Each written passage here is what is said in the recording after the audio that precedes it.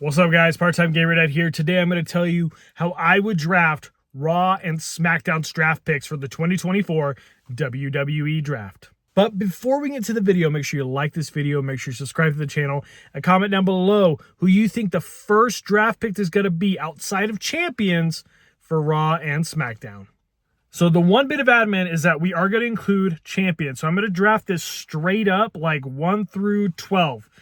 Don't ask me why I landed on 12. I thought there were some storyline beats that I wanted to include through the draft just to make it interesting. But to start, I'm going to say because the draft is starting on a Friday, we're going to start with SmackDown getting the first draft pick. And I would actually have them draft Cody Rhodes, the WWE champion, at number 1. If you think about it, Roman Reigns has left SmackDown, so that automatically means we've lost the biggest star, and we need to replace him on Friday nights. So I would have Cody Rhodes go over. Also, why wouldn't SmackDown want the premier number 1 babyface, the number 1 superstar in all of WWE, the number 1 merch seller in all of WWE? From a kayfabe perspective, it makes the most sense. And from just like a roster fill-out perspective, it also makes the most sense to have Cody Rhodes go first to SmackDown. So Cody at SmackDown. But then, because the WWE Championship goes to SmackDown, I would have Raw's first pick be Damian Priest with the Judgment Day. The Judgment Day will be drafted alongside Damian Priest with the exception of Rhea Ripley, and I'll tell you why here in a minute. But I would have Damian Priest as the World Heavyweight Champion to really establish him as a true big star, but also to keep the World Heavyweight Championship on Raw. I think there's going to be a lot of really great opportunity based on the roster that I fill out Raw with to have some really intriguing matchups and to include the Judgment Day with Damian. You don't have to waste draft picks on individual members like JD McDonough. Like he would be the last pick on Raw, or Dominic Mysterio. Like, let's just keep the whole group together. I'm going to do this with other groups as well throughout the whole draft order, but obviously the world champions go at 1 for each respective brand. Continuing with this idea that the champs should go early, I would have Bayley be the second pick for SmackDown. Bayley's had a great story. She's really come into her own as a babyface, which especially in like this new iteration, not the hugger Bayley, but like the role model Bayley, the Bayley who can hold her own and really take it to damage control and anybody who gets in her way. So I would have Bayley go at number 2, but then I would also have Rhea go number 2 as the Raw representative because she has been on a tear. The one way you could maybe switch this around is have Raw draft first and they go with Rhea. And so then SmackDown goes with Bayley, and then Judgment Day at 2, and then Cody at number 2. But I really think SmackDown's got the first pick because it's not SmackDown. It just makes the most sense to start with Cody over Bayley. But Rhea is a strong pick at number 2. And it also just kind of solidifies the fact that even though she's part of Judgment Day, she is her own woman. So I think that that would be my route for number 2. At number 3, let's move away from champs. I would actually have at number 3, Gunther be drafted alongside Imperium. I think we need to get Gunther on SmackDown because as Roman Reigns has left, we don't have like the top star heel. I'm not saying necessarily that he and Cody Rhodes need to start duking it out right now for that championship, but it would make for an interesting storyline potentially down the road for Gunther to be the one to dethrone Cody Rhodes, or maybe just have them, now that we've seen Gunther be pinned, like maybe he can wrestle Cody. He goes on a little bit of a losing streak and eventually is the one to build himself back up and defeat Cody after Cody has that inevitable WrestleMania match with The Rock at 41. But I would love to see him and Imperium come over, and it makes sense because if Tiffany Stratton's going to be on SmackDown, her man Ludwig Kaiser is part of Imperium, so have the whole group come over to SmackDown, and then you actually have some really intriguing matchups, not just with Cody, but with a lot of other guys that I have on this roster. Plus, also, we like to see a little bit more wrestling on SmackDown nowadays because there's been just so much in terms of promos. Let's get Gunther over there. He can hold it down for a nice 20-minute match. That's always going to be entertaining. And also maybe start building him up to be dominant again, and maybe he goes back after a mid-card title. Speaking of mid-card titles, I would actually have the U.S. champ Logan Paul go to Raw. He's been on SmackDown for a little bit, and I think he's done fine there, but I'd like to see him on Raw and kind of get more eyes on that side of things. But also, I feel like there's so many stars on Raw and so many more opportunities for a longer title reign. for Logan Paul if he were to move to Raw. Now, obviously, that means there's got to be people who go along with him, which we'll get to later, that might continue feuds. But I really do think that Logan Paul would be a great high-value pick at 3, but also it would make it really interesting to see, like, okay, they value him over all these other wrestlers, but SmackDown is valuing Gunther over the IC champ. Like, what is that all about? Or they value him over the US champ. And it kind of sets this tone that Gunther is above the mid-card title, while Logan Paul, they see as a future main event star, potential champion, and he's also bringing the U.S. title with him, which I think would be a really nice little addition to the storyline beat of him being this guy who keeps beating world champs to hold on to his U.S. title. Next up, at number 4, I would have Randy Orton go to SmackDown.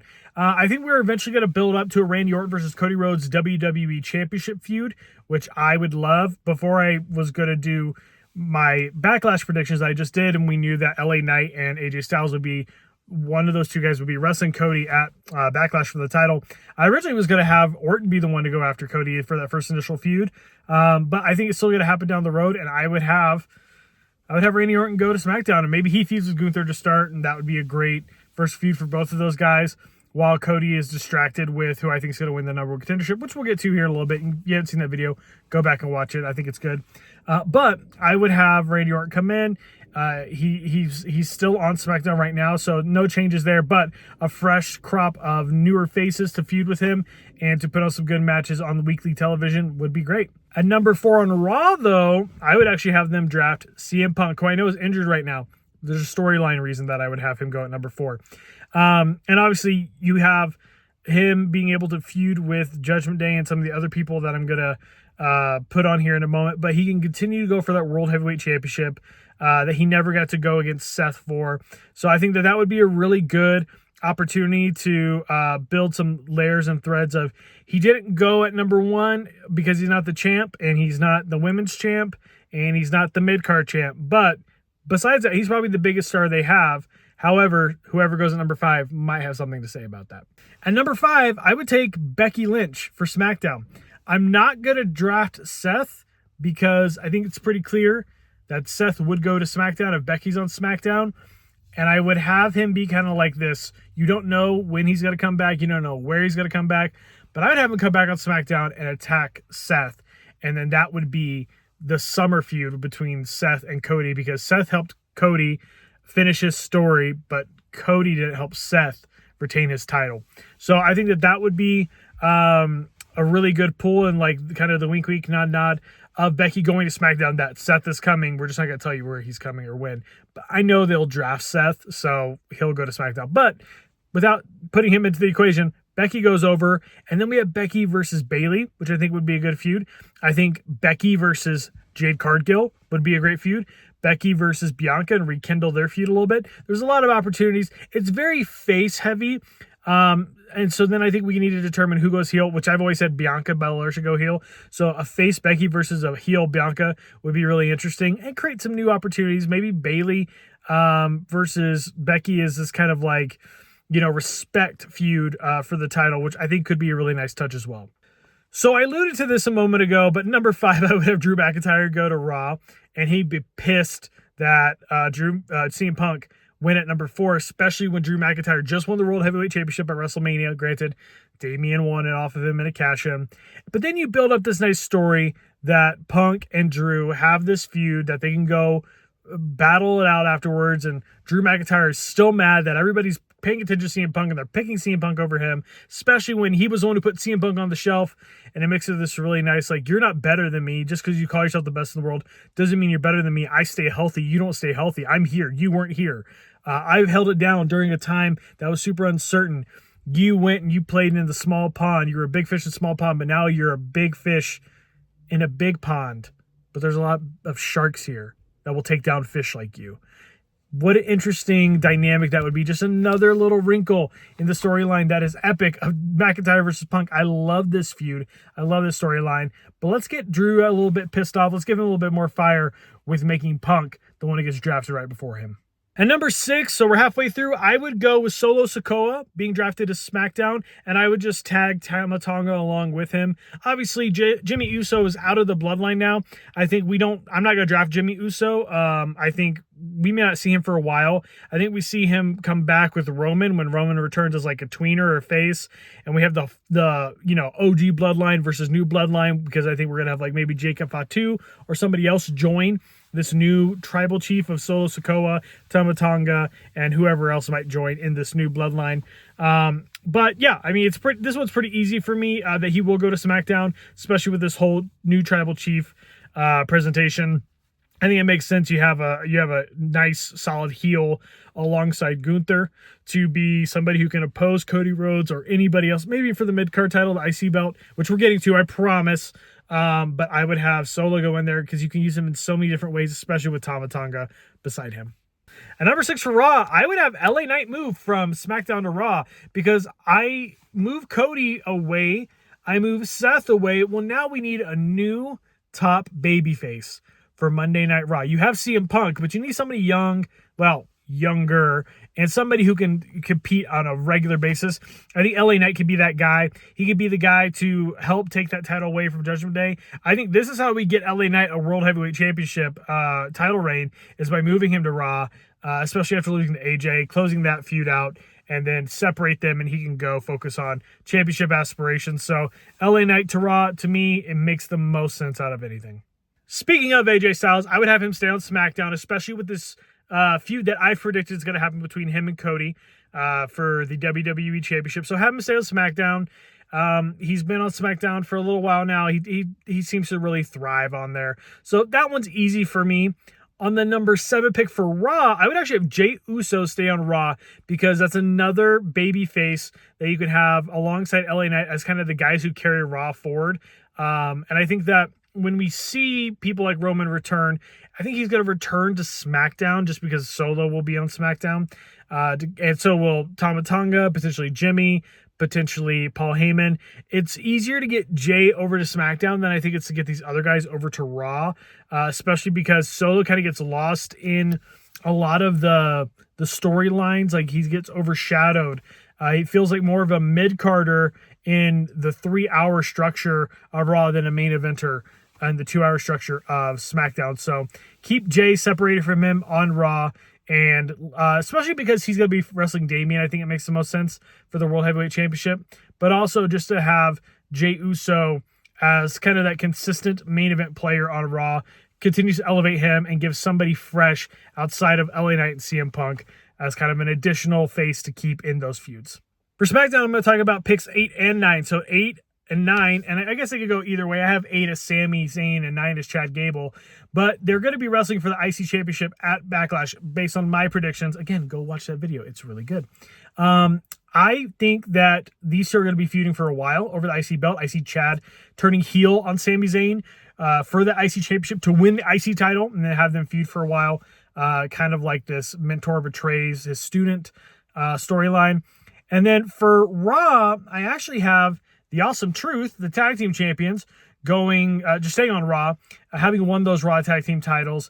And then also looking at just a nice, like, mid-card singles star, I have Ricochet. Ricochet's been really showing out lately with his strength and his agility. And I really think that if we continue to build him up, he could be a nice opponent for Logan Paul, and I didn't even consider this till now, but I really think that would be kind of a nice full circle 1 year later. Maybe we see Ricochet and Logan Paul at some place like Clash at the Castle, Money in the Bank, for that U.S. title. Would be a really fun, like, full circle story.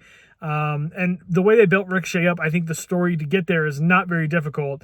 But yeah, just the tag team champions of Ricochet, I think, kind of rounds out that, like, mid to low card babyface crew. And obviously the Raw tag team champions had to stay on Raw unless they rebrand the tag titles, which I wouldn't put past Hunter to do that. These next few picks, so picks 10 and 11 for SmackDown and pick 10 for Raw, are kind of all intertwined. So I have for number 10 for SmackDown, Jade Cargill, because I think she already signed with SmackDown, so it'd be kind of dumb to have her move to Raw. But also at 11 for SmackDown, you have Bianca Belair, and it's very similar to Drew McIntyre, CM Punk, that I think Bianca is, like, pissed that Jade went above her. Bianca's been holding it down as the EST of WWE for years at this point.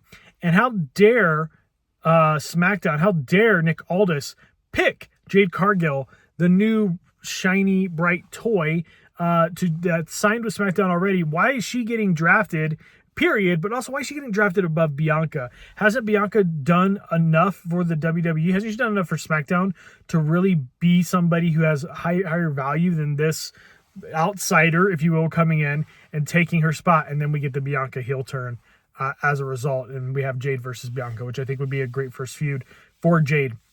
At number 10, we have Damage Control. Go to Raw. I think we need to fill out some of the women's division on Raw and also get them away from Bayley, especially with SmackDown being so heavy on a lot of women wrestlers. It kind of fills out nicely on the Raw side. And maybe you break up some of the women on there. Maybe Io goes face, and maybe Io eventually is the one to take it off of Rhea. I think it should be Liv. I think Liv goes lower in the draft, but we eventually build her to be the one to dethrone Rhea. But if not her, Io would be a great next pick. So I have Damage Control going at 10 for Raw. We've already done the 11th pick for SmackDown, so we'll do 11th pick for Raw, and I have Kevin Owens. This whole fight forever, never-ending feud between him and Logan Paul, I think continues to go and be kind of funny that Kevin Owens is just always trying to hunt down Logan Paul and take that title from him. But also there's a lot of intriguing matchups. I like Kevin Owens going after Drew McIntyre or CM Punk or even Judgment Day. There's a lot of fresh feuds and matchups we can get, and keeping Sami and Kevin Owens away from each other, I think is smart, because I don't want them to always be intertwined in storylines, and the natural conclusion is that if they're on the same show, they're eventually going to be intertwined with each other. So if we move Sami to SmackDown, move Kevin over to Raw, help him continue the feud with Logan Paul, but then also you might be able to work him into some World Heavyweight Championship programs, which obviously he shines out as well. So number 12 for SmackDown, it's the SmackDown Tag Team Champions, A-Town Down Under, for no other reason than they are the SmackDown Tag Team Champions. I said this with the Awesome Truth. Maybe they rebrand, maybe they redesign the SmackDown Tag Team Championships, but let's just say they don't. I would just have A-Town Down Under go to SmackDown and put on some good matches with the likes of maybe New Day or Imperium or a number of tag teams like DIY that you could have also join SmackDown and kind of build that tag division up for Friday nights.